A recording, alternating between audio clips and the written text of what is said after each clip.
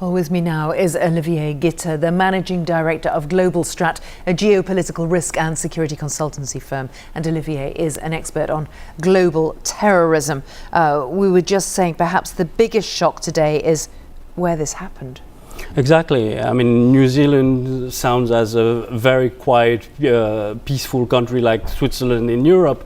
And it's extremely concerning that we had a far-right terrorist pull off such horrific attacks in two mosques, while we could have expected this probably in America, probably in Europe.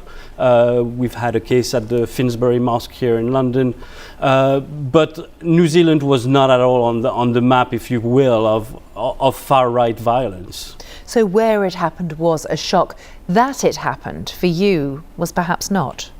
No, we've seen, unfortunately, a rise of hatred on both sides, from the far right on the online level, taunting Muslims and Jews, talking about retaliation for terrorist attacks. So we've seen that going very strongly in the past few years, and both groups, whether it's the extreme jihadist or the far right, have had an interest to stoke this up and create a kind of civil war, if you will. So they play into each other's agenda horribly.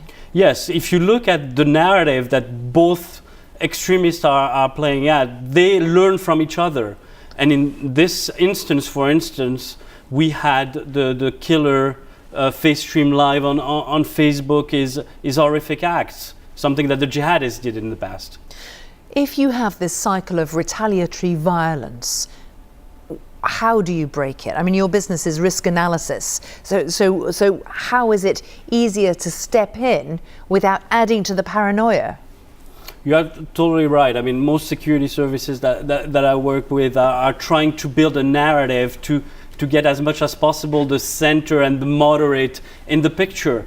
But the extremists can play off examples saying, look, this is what happened in Paris, this is what happened in Manchester, and the other side can say this is what happened in Christchurch. So we have to break this, but it's extremely difficult now that slowly what's being said online is pushing for this agenda of extremists on both sides. So it's a long-term challenge, and in the short term, immediately, do you think there needs to be more security at mosques? That's what I'm hearing. Yes, there needs to be more security in places of worship. We've seen that it happens already in synagogues. Mosques should be included, but also churches. We had instances in France where Islamic State had planned to attack Notre Dame Cathedral and also a church near Villejuif. So all places of worship should be secured in the next few months. In New Zealand, we've heard the Prime Minister, Ardern, say we're not going to let this change us. But do you think to an extent this is the loss of innocence and things have to change?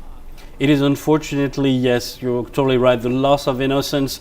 A country that is viewed as extremely progressive, as extremely encompassing all the communities, as today witness the pure hatred.